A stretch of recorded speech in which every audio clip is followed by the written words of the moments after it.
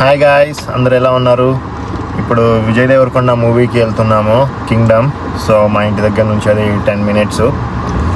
ఇక వచ్చాక ఎలా ఉందో అదొక మళ్ళీ షార్ట్ చేసి చెప్తాను ఎలా ఉందో movie. So until then stay tune and please subscribe and support us. Let's go. ఇదే మేము బుక్ చేసుకున్న థియేటర్ ఏఎంసీ.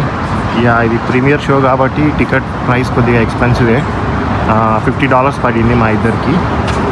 చూద్దాం ఎలా ఉంటుందో మూవీ. ఇప్పుడే మూవీ చూసి వచ్చాం గాయస్.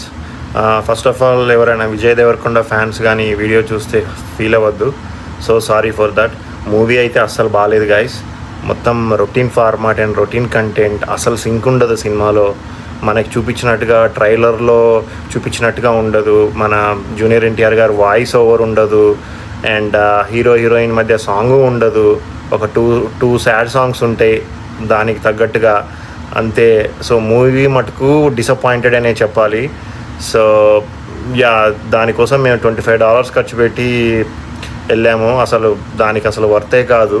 అసలు రొటీన్. అసలు ఇది విజయ్ దేవరకొండ అసలు ఇది స్టోరీ మొత్తం విని చేశాడా, మరి బ్లైండ్గా వెళ్ళిపోయాడా తెలియదు. మళ్ళీ ఒక డిజాస్టర్ అని చెప్పాలి విజయ్ దేవరకొండ కెరియర్కి. సో అసలు ఏమీ లేదు గాయస్ మూవీలో.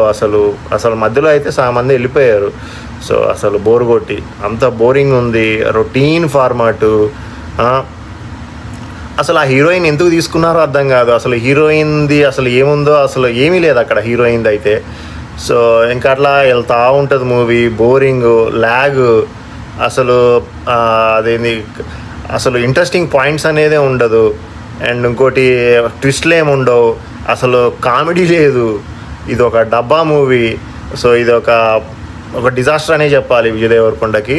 సో నా రివ్యూ అయితే 1 రేటింగ్ అవుట్ ఆఫ్ 5. 1 కూడా అది జస్ట్ అది సినిమాకి ఇంకా ఇవ్వాలని చెప్పి ఇస్తున్నాను నేనైతే.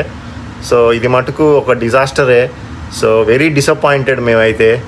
సో మూవీ అయితే బాగాలేదు. సో